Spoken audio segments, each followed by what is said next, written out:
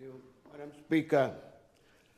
I move to censure the government for their gross neglect to consult with, work with Aboriginal leaders, communities and organisations to create a solution to current problems of crime and disadvantage, and the implementation of laws and policies that significantly increase the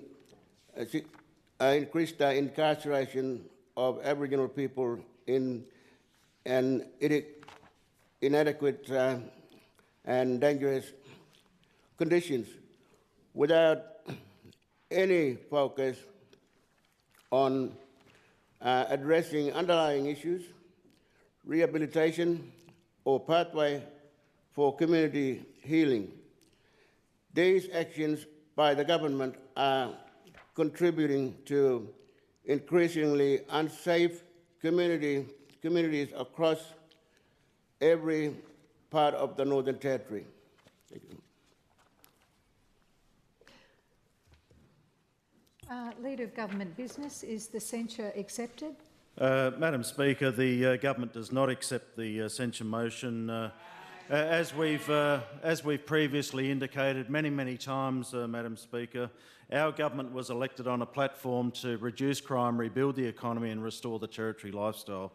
What we've done so far is introduced a number of laws. We've delivered in regards to our package of reducing crime, rebuilding the economy and restoring the lifestyle. We'll continue to do that, Madam Speaker, and we'll continue to support Territorians who elected us on that platform. The censure motion is not accepted. Rising tonight to adjourn on a speech that I would have given earlier today but wasn't able to. So today the member for Mulka brought a censure motion to this House against the Northern Territory CLP government. And I thank the member for bringing this motion, and I'm sorry and shamed that the CLP government refused to hear it. But if it had been heard, this is what I would have said. I stand with the member for Mulka in his call for justice. This is not just a motion of disapproval, it's a declaration of broken trust, a demand for accountability, and a message that if this government continues down its current path, it is not only morally bankrupt, it's politically doomed. This is a government that is failing to govern for all Territorians, has actively sidelined, ignored and harmed the very people whose connection to this land runs deeper than any other institution, Aboriginal Territorians. Last week, the 4 Northern Territory Land Councils, the Northern, Central, Tiwi and Guyula councils came together for the first time in 5 years, and their message could not have been clearer. They said, "We are strong together, we are not going anywhere." Yet this CLP government acts like they do not exist. Madam Speaker, more than 1/3 of the Territory's population is Aboriginal. Over 50% of the land and 85% of the coastline is owned by Aboriginal people through these land councils.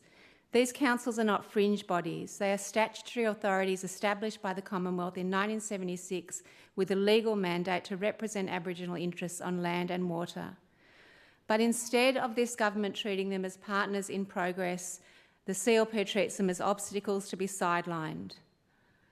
The Chief Minister has said publicly that she does not need to listen to the land councils as though they are not part of the community that she represents. Chief Minister and everyone in this chamber, if you missed it, this is some of what the land council leaders said last week. Matthew Ryan, NLC Chair, said, "Many people come and go. Our people are not going anywhere. Economic growth for all Territorians can only happen in genuine partnership with our people.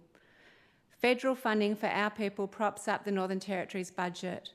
The Australian government needs to hold the Northern Territory government accountable and make sure its laws and policies match the intent of that funding to help our communities."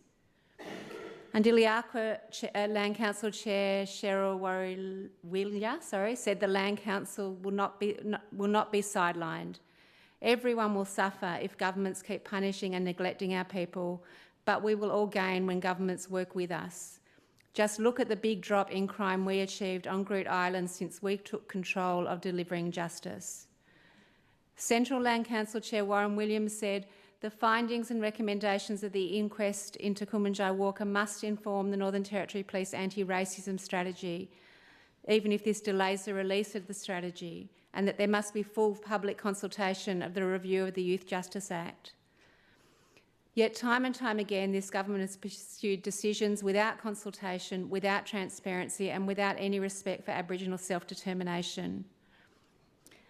The very funding that props up our budget, the Northern Territory's budget, Commonwealth funding intended to support Aboriginal communities, is being undermined by Northern Territory laws and policies that work against the interests of those communities. When this government was asked to account for how that money was being spent in estimates, they could not answer. This is not just a betrayal, it's a mismanagement of public money.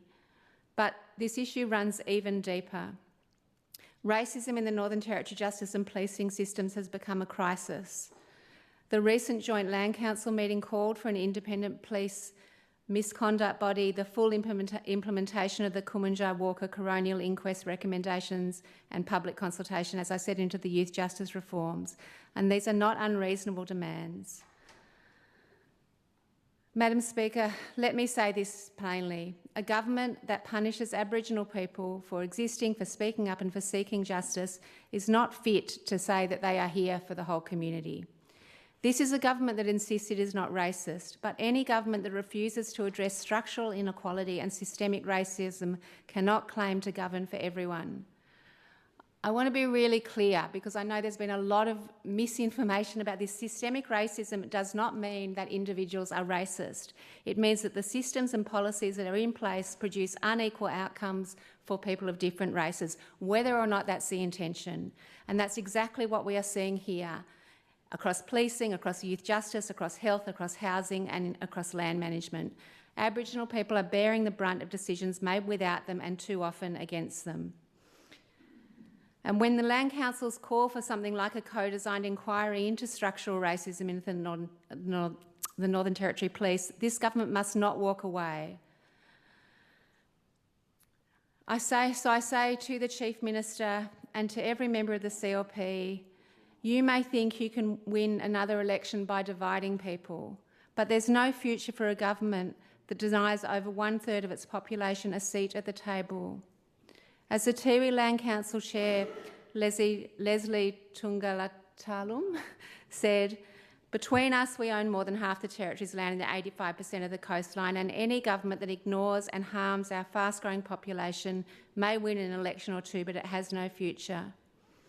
Madam Speaker, the member for Mulca's censure motion is not symbolic. Everyone in this House knows and has heard the member for Mulca, now in his 3rd term, speak over and over again in a generous way about how he wants to work with people in this government to bring justice, to address the issues that we all know are of great concern. And over again, that offer and that reaching out is not met for him. He did not bring this motion lightly.